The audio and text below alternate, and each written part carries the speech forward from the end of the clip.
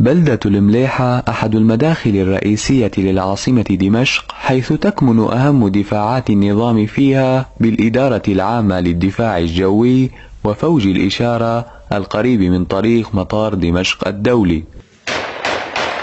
حملة عنيفة شنتها قوات النظام لاقتحام البلدة لما يربو عن 50 يوما تحت غطاء مدفعي كثيف وطيران حربي، متبعة بذلك سياسة الأرض المحروقة. الجدير بالذكر أن أبرز المقاتلين على الجبهة مع قوات النظام هم ميليشيات عراقية كلواء أسد الله الغالب، لكن الثوار بدورهم سطروا أروع صور الصمود في وجه أعتى أنواع الأسلحة الثقيلة.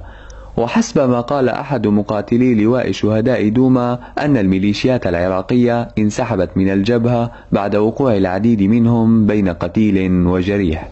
هلا الحمد لله قتلنا منهم كتير وانسحبوا العراقيين. هلا جايبين الشيعة هذول حزب الله، وبإذن الله هن محاولين إنه كل عملتهم هاي إنه ما بندخل على الشام من جرمانة. ما تزال الاشتباكات الطاحنة بين الجيش الحر وجيش النظام مستمرة ليل نهار في محاولة من الأخير لإحكام السيطرة على المنطقة بشكل كامل.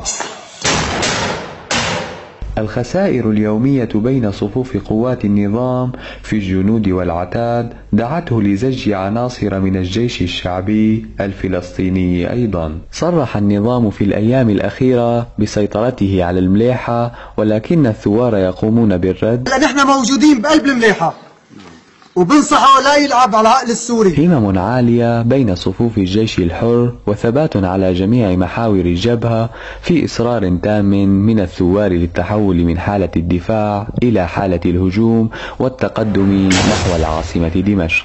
أمير الشامي، ريف دمشق. الله أكبر.